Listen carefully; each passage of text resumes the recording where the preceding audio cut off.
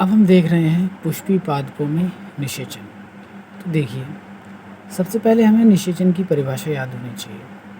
तो आप देख सकते हैं कि नरयुग्मक व अंडसेल के मिलने की जो क्रिया है, इसे ही निषेचन कहते हैं। याद करिए, यहीं आप लिखेंगे नरयुग्मक व मादा युग्मक के मिलना या संयोजन की क्रिया निषेचन कहलाती है।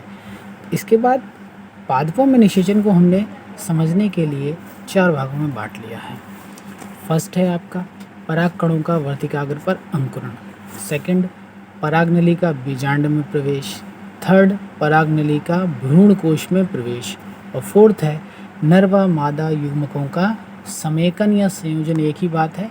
तो निषेचन की परिभाषा केवल इतनी ही थी कि नर व मादा युग्मकों का समेकन या संयोजन निषेचन कहलाता है। लेकिन क्योंकि हमें पूरा समझना है तो हमने इसे पॉइंट्स में डिवाइड कर लिया है। आप इन पॉइंट्स को हो सके तो ABCD या फर्स्ट सेकंड थर्ड इस तरह करके लिखना। आगे देखिए, तो पहले हम इसकी बात कर लेते हैं कि परागकण का वर्तिकाग्र पर अंकुरण किस तरह होता है। तो देखिए, वर्तिकाग्र पर जल, शर्करा, शुगर मतलब शर्करा, कार्बनिक अम्ल आदि पाए जाते हैं, जिस कारण वो कैसी गीली रहती है। जब परागकण वर्तिकाग्र पर आते हैं तो परागकण जल, शुगर और कार्बनिक अम्ल आदि पदार्थों का अवशोषण कर लेते हैं। अवशोषण करके वह फूल जाता है, और जब वह फूल जाता है तो उसमें जो जनन छिद्र से वहाँ से एक नली निकलती है जिसे कहते हैं पराग नली। ये सारे पॉइंट बस आपको इसमें लिखने हैं। अब इसकी बात करते हैं कि पराग नली का बीजांड में प्रवेश कैसे होता है। तो देखिए, अंड द्वार से भी जा सकती है पराग नली, निभाग से भी जा सकती है और मध्य प्रवेश भी कर सकती है। इसे आप इस तरह देख सकते हैं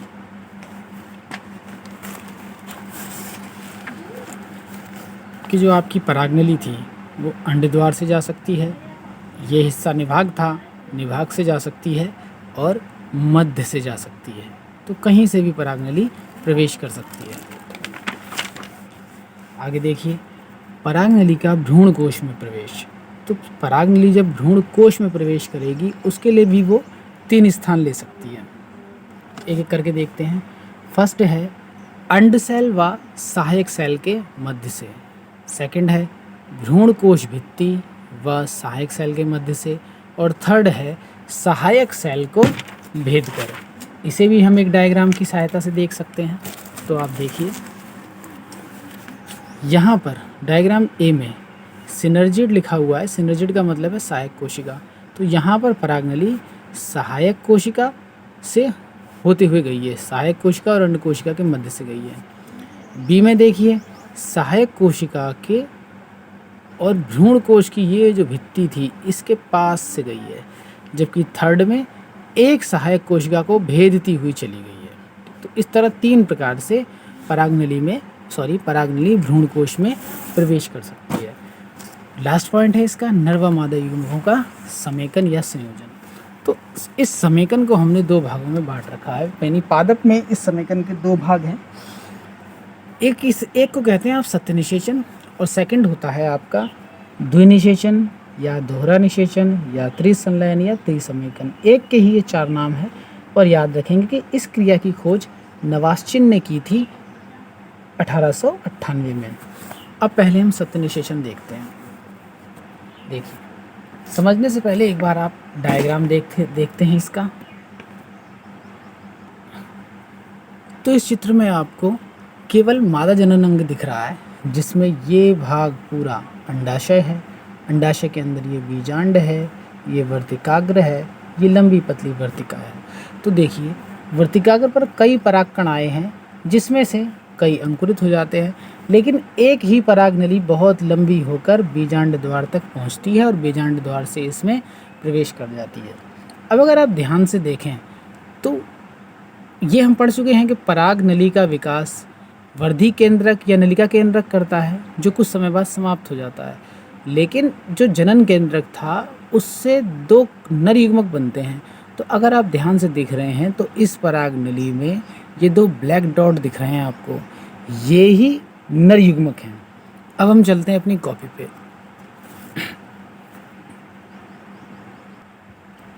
अब देखिए कि एक नरयुग्मक, क्योंकि परागनली में 2 नरयुग्मक हैं तो हम यहाँ बात सिर्फ एक नरयुग्मक की कर रहे हैं।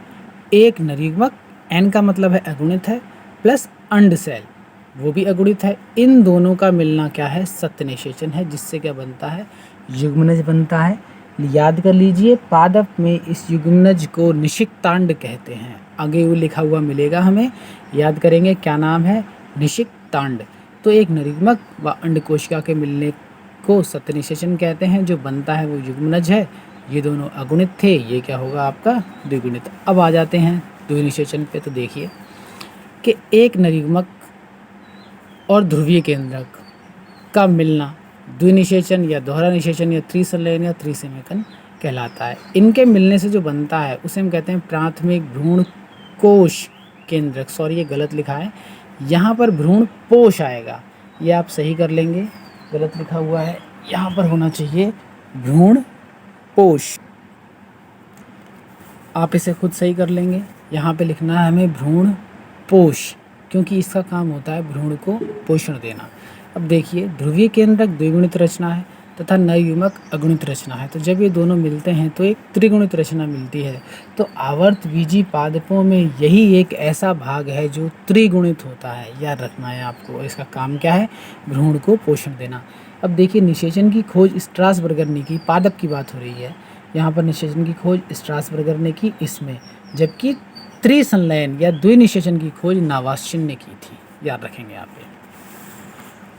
अब हम देखते हैं निषेचन पश्च घटनाएं, यानी निषेचन के बाद क्या घटनाएं होती हैं, जिसमें से मोस्ट इम्पॉर्टेंट है, या फिर आप कह सकते हैं इसे ही हम भ्रूणोद्भिद कहते हैं, मतलब है भ्रूण का विकास। तो देखिए, भ्रूण का परिवर्धन या भ्रूणोद्भिद एक ही बात है। इसका हम द्विबीजपत्री पादपों में भ्रूण का विकास किस तरह होता है वो हम पहले पढ़ रहे हैं। तो भ्रूण के परिवर्तन का अध्ययन किया गया था क्रूसीफेरी कुल के कैप्सेला वर्सा पेस्टोरिस के पादप में। तो देखिए, युग्मनज या निषिक्तांड, ये आपको बताया था कि पादप में जो चीज़ बनती है वो निषिक्तांड होता है। तो निषिक्तांड में क्या है? अनुप्रस्थ विभाजन है। अनुप्रस्थ विभाजन द्वारा 2 कोशिकाएं बनती हैं, एक बड़ी आधार कोशिका जो आधार की तरफ है, तथा दूसरी छोटी कोशिका जिसे शिखाग्र कोशिका या एपिकल भी कहते हैं। इसे एम्ब्रियोनल सेल या भ्रूणीय सेल भी कहते हैं। तो पहले बड़ी आधार कोशिका की बात कर लेते हैं। देखिए, ये बीजांड द्वार की ओर होती है, इसमें अनुप्रस्थ विभाजन होते हैं जिसके द्वारा 8 से 10 सेल्स बनती हैं। इन सभी को निलंबक सेल्स या सस्पेंसर कहा जाता है। इस निलंबक की आधारीय सेल बड़ी हो जाती है और एक रचना बनाती है जिसका नाम है चूषकांग या हस्टोरियम। तो निलंबक की वह सेल जो भ्रूणीय सेल के पास है, याद रखना है, ये पूरा निलंबक बनाया आपने, भ्रूणीय सेल है ये। तो निलंबक की वह सेल जो भ्रूणीय सेल के पास में है उसे आप कहते हैं हाइपोफाइसिस। और इससे क्या बनता है? इससे मूलांकुर का या रेडिकल का अग्रभाग बनता है। मूलांकुर क्या है? पादप का वह भाग जिसके द्वारा मूल का निर्माण होता है उसे कहते हैं मूलांकुर। अब हम बात करते हैं छोटी या शिखाग्र सेल पर या फिर आपकी भ्रूणीय सेल पर। तो देखिए, इसी के द्वारा ये जो सेल है भ्रूण कोश के अंदर की तरफ होती है। इसमें 2 अनुदैर्ध्य विभाजन होते हैं जिससे 4 सेल बनती हैं। 4 सेल जब बन गई हैं तो हम इसे कहते हैं चतुर्कोशिकीय अवस्था। एक विभाजन और होता है तो 4 सेल हैं, एक विभाजन और होगा। तो आप जानते हैं ये विभाजन गुणित रूप में चलता है। तो 4 × 2 कितना होगा? आपकी 8 सेल्स बनेंगी, क्योंकि 8 कोशिकाएं हैं। तो इस अवस्था को कहते हैं अष्टांशक अवस्था। अब देखिए, अष्टांशक अवस्था, यह अवस्था भ्रूणीय संहिता या प्राक भ्रूण भी कहलाती है। याद रखेंगे, अष्टांशक अवस्था को भ्रूणीय संहिता या प्राक भ्रूण भी कहते हैं। एम्ब्रियोनल मास या प्रो एम्ब्रियो भी कहते हैं आप। अब देखिए, ये जो अष्टांशक है, अष्टांशक में निलंबक के पास की जो 4 सेल हैं उसे पश्च अष्टांशक कहेंगे, और जो शेष 4 सेल बच गई उसे अग्र अष्टांशक कहेंगे। अग्र अष्टांशक के द्वारा बीजपत्र तथा प्रांकुर का निर्माण होता है, जबकि पश्च अष्टांशक द्वारा बीजपत्राधार यानी हाइपोकोटाइल और मूलांकुर का निर्माण होता है। तो मूलांकुर का निर्माण यहाँ से भी हो रहा है और हाइपोफाइसिस की 4 सेल्स जो एम्ब्रियोनल नॉब के पास हैं उधर से भी होता है।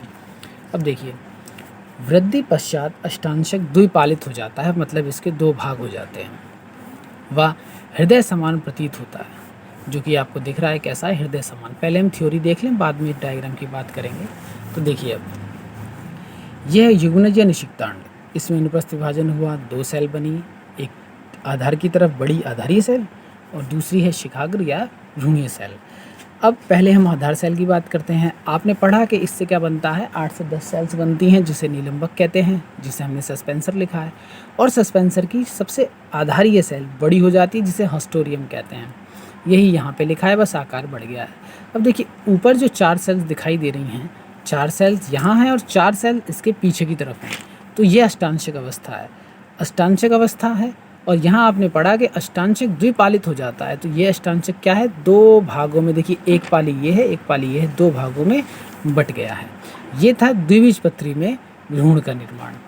अब हम बात करते हैं एक बीजपत्री भ्रूण में। तो एक बार इसे बुक के चित्र से भी देख लेते हैं कि बुक में ये डायग्राम आपका कैसे है। अगर आप इस चीज़ को, यही द्विबीजपत्री भ्रूण का निर्माण आप बुक में देखेंगे तो आप कुछ इस तरह से मिलेगा। देख लीजिए, दो सेल हैं, एम्ब्रियोनल मतलब वही भ्रूणीय सेल और सस्पेंसर मतलब वही आधारीय सेल, बिल्कुल वही है। तो आप चाहें तो वो मेरे नोट्स वाला डायग्राम बना सकते हैं या फिर ये। और देखिए लास्ट में ये जाके क्या है, दो पालियों में बट गया है, यानी एक भाग ये है और एक भाग आपका ये है। और इस पूरी चीज़ को, ये जो भ्रूण बना है, इसको अगर आप छोटा करके देखेंगे तो ये कुछ इस तरीके से भ्रूण कोश के अंदर व्यवस्थित होता है।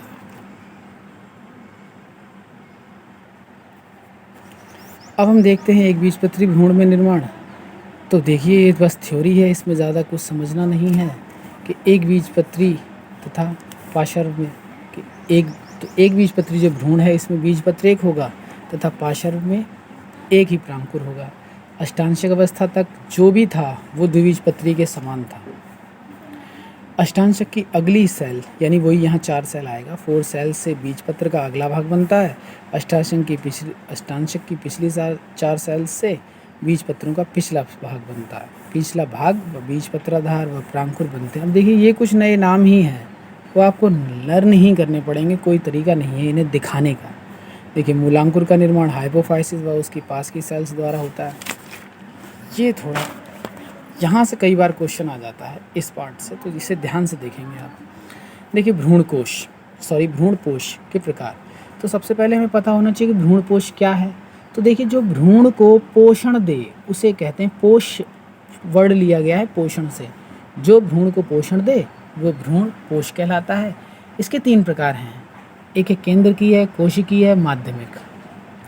थ्योरी लिखी हुई है, आप बस मैं डायग्राम से इसे आपको समझा देता हूँ। थ्योरी आप अपने आप स्क्रीनशॉट ले लेना या वीडियो पॉज करके आप लिख लेंगे। डायग्राम देखते हैं। देखिए जो केंद्रकीय है इसमें क्या है, केंद्रक ही केंद्रक पाए जाएंगे। जो कोशिकीय है इसमें कोशिकाएं पाई जाएंगी, और अगर कोशिका है तो उसमें केंद्रक भी हैं, लेकिन यहाँ पे सिर्फ केंद्रक हैं, कोशिका भित्ति नहीं होगी। यहाँ पर दोनों ही तरह के होंगे, ये भी और ये भी। और माध्यमिक का एक नाम हेलोबियल भी होता है। तो डायग्राम देखिए अब ये आपका केंद्रकीय है, क्योंकि इसमें जो डॉट दिख रहे हैं ये केंद्रक है, और ये जो ऊपर डॉट रख दिया है ये क्या है, युग्मनज है। थोड़ा लार्ज करके देखते हैं इसे। हाँ अब देखिए ये जो आपने ऊपर दिखा दिया है ये युग्मनज है, और ये जो सब दिखाया है ये क्या है, आपके केंद्रक हैं।